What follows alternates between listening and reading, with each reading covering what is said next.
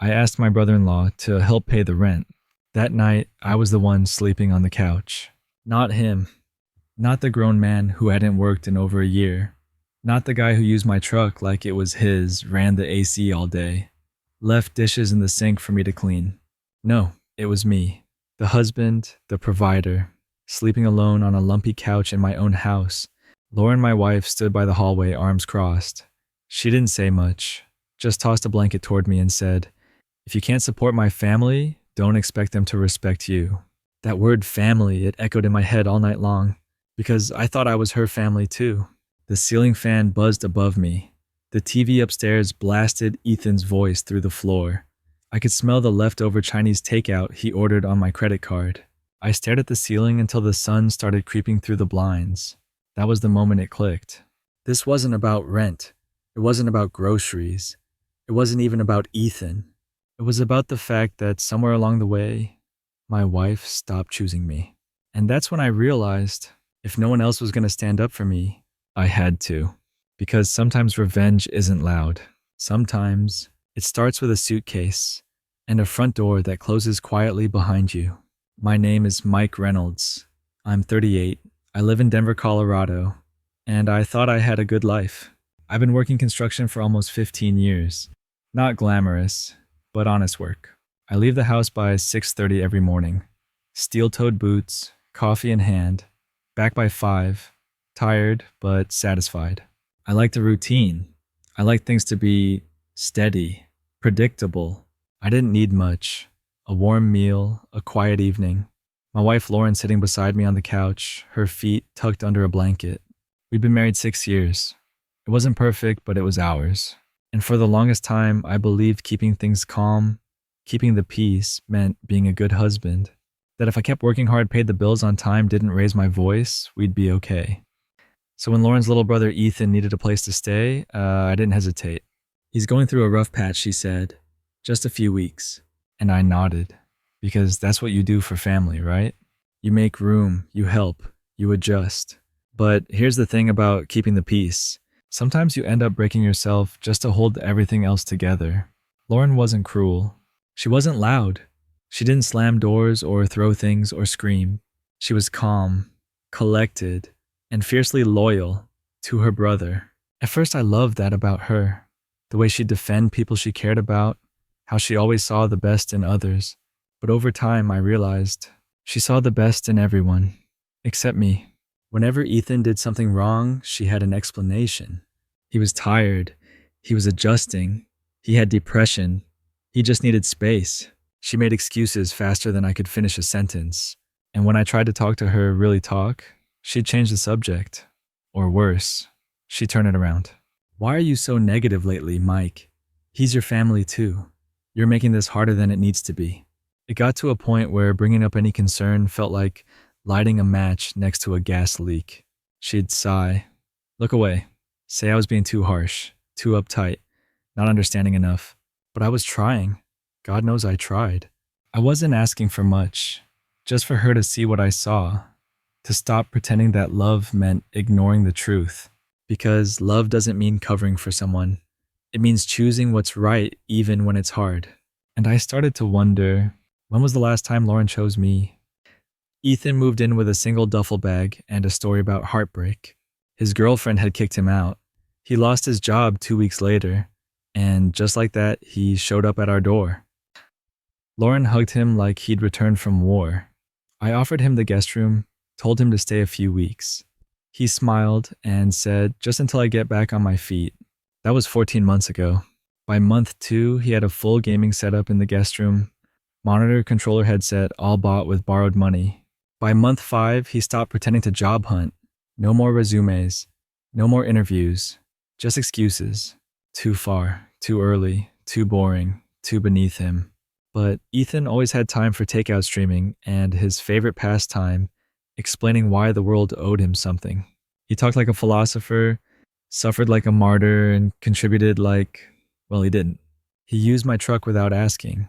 Left it with an empty tank, took my tools, never returned them. Every day felt like hosting an unwanted guest who acted like the house was his. I tried to be patient, tried to believe he'd change, But Ethan didn't want help. He wanted comfort without effort, support without accountability. And the worst part, he knew Lauren would defend him, no matter what he did, so he kept doing it. At first, I didn't notice the numbers. Life was busy, work, bills, groceries, repeat. But little things kept stacking up. The electric bill, it nearly doubled. Lauren said maybe it was the weather. The water bill, same story. She blamed longer showers. Then the gas tank. I'd fill up my truck on Sunday, and by Wednesday it was bone dry. Ethan didn't have a car, but somehow my mileage kept climbing. I started watching closer. Receipts, online banking, credit card statements. That's when I saw it. Streaming subscriptions I never signed up for. DoorDash orders I didn't place. Video games I didn't buy. 1 week, $210 in food delivery alone. Lauren said it was household stuff, but I hadn't eaten sushi in over a year. I didn't say anything right away. I wanted to be sure, to be fair. So I started tracking it all. I built a spreadsheet. Every expense, every charge. Color-coded, labeled, compared. And with every row I filled, one thing became clear. This wasn't a rough patch. This was a system, a pattern, and I wasn't part of the equation. I was just the one paying for it all, quietly. In the background, it was a Tuesday night. Dinner was quiet, too quiet. Just the sound of forks and the TV murmuring from upstairs. Ethan had made himself a plate steak, roasted potatoes, extra sour cream. Food I bought? Cooked by Lauren. I took a breath, kept my voice even. Hey, I said. I was thinking, maybe we could work out some kind of system. Ethan looked up, chewing slowly. What kind of system? Just something small, I said. Maybe you pitch in for utilities, groceries. Nothing major. He blinked, then smiled, but not the good kind. The kind of smile you give when you think someone's being ridiculous. You want me to pay rent, he asked, like I just suggested selling his kidney. Not rent, I said, just help out a little. He leaned back in his chair, arms crossed. Wow, he said. So this is what it's like, huh? Live with your sister and suddenly you're a burden. I tried to laugh it off. It's not like that. But he kept going. You know, I'm between jobs. And now you're what's sending me invoices. Lauren stayed quiet. Her silence was louder than any words. That's when I knew this wasn't just Ethan being defensive. This was his default. Play the victim. Shift the blame. Make me look like the bad guy for daring to ask for fairness. And worse, Lauren was letting him. The room went quiet. Ethan had already made himself the victim. I was just the problem. I looked at Lauren, waiting, hoping. Just one word. Just one small gesture to show she understood where I was coming from. She put her fork down, folded her napkin, then said, "Maybe this wasn't the right time, Mike." Her voice was soft but final. I stared at her. "I'm not attacking him," I said. "I just think it's fair to ask for a little help." Lauren sighed. "He's your family too. He's going through enough as it is." I shook my head. He's been going through something for over a year. No job, no effort, no accountability. She didn't respond. Instead, she stood up and began clearing the plates. "He's not a burden," she added. "Family doesn't keep score." Those words hit like a slap. Family doesn't keep score. Except, I wasn't allowed to bring up the gas tank, or the missing tools, or the groceries. I was just supposed to smile, nod, and keep paying. I looked at Lauren again, but she wouldn't meet my eyes. That's when I realized this wasn't about logic. This was about loyalty. And hers was no longer with me. After that night, things didn't explode. They just eroded. One cold comment at a time, one avoided glance, one silence too long. Every time I brought something up, the thermostat always running, the Wi-Fi crashing from too much streaming, the fridge being emptied overnight. Lauren would roll her eyes. "Seriously, Mike, he's just trying to relax. Why are you always so uptight lately?" I wasn't trying to fight. I just wanted to be heard. But somehow every sentence I said came back twisted, like I was the unreasonable one, the controlling one, the guy who made everyone uncomfortable. And Ethan, he played it perfectly. Overly polite when Lauren was around. Passive-aggressive smirks when she left the room. He knew exactly what he was doing. And I started to question myself. Maybe I was being too tense, too inflexible, too tired. I stopped talking as much. Stopped coming home for lunch. Stayed longer at work just to avoid walking through that door. My house didn't feel like mine anymore. It felt like a place I paid for so two other people could be comfortable without me. I wasn't just an outsider. I was the villain in a story I never wrote. It was late. Lauren had gone to bed. Ethan was in his room, headset on, laughing at something online. I sat alone in the kitchen. Bills spread out on the table. Empty coffee mug. The kind of night where your gut tells you something's off. So I opened my laptop. I hadn't checked our joint account in weeks. Lauren usually handled the day-to-day spending. But I couldn't shake the feeling, so I clicked through the statements. That's when I saw it. $800 cash withdrawal. A week ago, from an ATM near downtown. No note, no receipt, no explanation. Scroll back. Another $600. 2 weeks earlier. Same ATM. And then, another. I could feel my heartbeat shift. I clicked open a notepad file. Started tracking, line by line. Groceries double what we used to spend. Gas way above normal. Online purchases labeled miscellaneous or personal. DoorDash, Amazon, Steam, and all of it coming from our money. The money I worked for, that I stayed late for, skipped vacations for, cut corners for. I asked Lauren once about one of the withdrawals. She smiled, said it was for a baby shower gift. I wanted to believe her, but $800 is one hell of a baby shower. It was almost midnight. The house was still, just the hum of the fridge and the ticking clock on the wall. Lauren walked into the kitchen, glass of water in hand. She looked surprised to see me still up. Couldn't sleep, she asked. I nodded, didn't smile. Hey, I said, can I ask you something? She leaned on the counter. Of course. I took a breath, kept my voice calm. I was looking through our bank statements. Some cash withdrawals caught my eye. Her face didn't move, but something in her eyes shifted. I'm just trying to understand, I added. $800 last week, $600 the month before. She took a sip of water, looked away. Oh, that, she said. Just some things for a friend at work. A friend? Yeah, like birthday stuff. Group gift. 2 months in a row. She frowned. Why are you interrogating me, Mike? It's not a big deal. I stared at her. It's not just the cash, Lauren. It's the groceries, the bills, the extras. I'm trying to make it work here, but it feels like I'm doing it alone. She sighed. You're overthinking again. Then she turned and walked out of the kitchen. No apology, no answer, no concern. Just silence, and the sound of her footsteps getting smaller as she left the room and me behind. Saturday night. I opened my banking app just to double-check the utilities had cleared, but something else popped up. $78.99. DoorDash from 2 hours ago. I hadn't ordered anything. I was at Home Depot for most of the afternoon. I walked upstairs. Ethan's door was half open. He was on his bed, headphones around his neck, half a burrito in his hand. Behind him, 3 fast food bags on the floor. Chinese, burgers, some wings maybe. Hey, I said, keeping my voice low. Did you use my card to order food? He blinked, then laughed. Oh, was that your saved card on the app? My bad, man. I thought it was mine. He didn't look concerned, didn't pause chewing. You thought it was yours? Yeah, he said, shrugging. I mean, we're all sharing stuff anyway, right? I felt heat rise in my chest, but I didn't yell.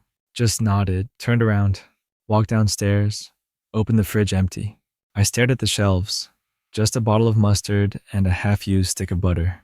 That was it. He had ordered dinner, with my card, in my house while I had nothing left to eat. That's when I realized this wasn't just inconsiderate. It was entitlement, wrapped in a smirk. All I said was, we need to talk about Ethan. That's it. No shouting, no blaming. Just a quiet statement in the middle of folding laundry. Lauren didn't look up. She kept folding a towel. Precisely. Like it was the only thing holding her together. What now, she asked. I found another charge, I said. DoorDash. On my card. Ethan said it was a mistake, but this keeps happening. She dropped the towel. So now you're keeping tabs. I'm just asking for respect, I replied. I'm not made of money, Lauren. She crossed her arms. You're obsessed. You've turned this house into an interrogation room. I blinked. Because I want your brother to act like an adult. Because you treat him like a problem, like a threat. He's family Mike.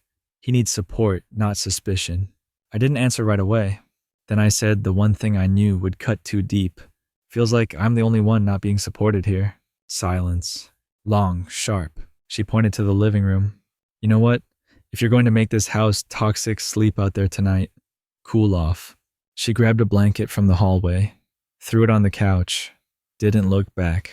And just like that, I was no longer a husband. I was a tenant on borrowed space. I didn't sleep that night, just laid there on the couch, staring at the ceiling like it might give me an answer. Around 3:00 a.m., I sat up, looked around the living room, my furniture, my television, my house, but none of it felt like mine anymore. At 7:30, I called in sick, told my foreman I needed a personal day. Then I opened a new tab. Searched for apartments on the north side of Denver. Nothing fancy, just clean, quiet. By 11 a.m., I was signing a lease. 1 bedroom, hardwood floors, a view of a parking lot that somehow still felt more peaceful than my own backyard. I packed only the essential clothes tools, my laptop, the recliner my dad gave me when I bought this house. By late afternoon, I stood in the kitchen with a pen and a note card. I kept it simple. Don't contact me until you respect my presence and my boundaries. Until then, I'm done. I propped it against the coffee maker, right where she'd see it. Then I walked through the house one last time, not with sadness, just clarity. Because sometimes the strongest thing a man can do is walk away without slamming the door. 3 days. That's how long it took for her to show up. I was sitting on the floor, eating takeout, watching the news with a folding chair for company. Then came the knock. Not angry, not casual, just desperate. I opened the door. Lauren stood there, eyes red, makeup smudged hands clutching the strap of her purse, like it was the only thing holding her together. Mike, she said. Her voice cracked. Please, we need to talk. I didn't move. Didn't open the door wider. We can talk here, I said. She hesitated, then nodded. He's gone, she whispered. Ethan. She nodded again. He packed up everything yesterday. Didn't say a word. Took my laptop, my emergency cash, my jewelry box. She looked down. My grandmother's ring. The one I promised to pass to our daughter if we ever had one. The necklace you gave me on our 3rd anniversary. All of it gone. I said nothing. Not because I didn't care, but because I'd already mourned this moment the night I left. Lauren's voice shook. I don't know where he went. He left no note, no message, nothing. Then she looked up. I made a mistake, Mike. I chose wrong. For the first time in months, she wasn't defending him. Lauren stood there, hands shaking. I'm sorry, she whispered. I really am. I stayed still. Not angry, not smug. Just tired.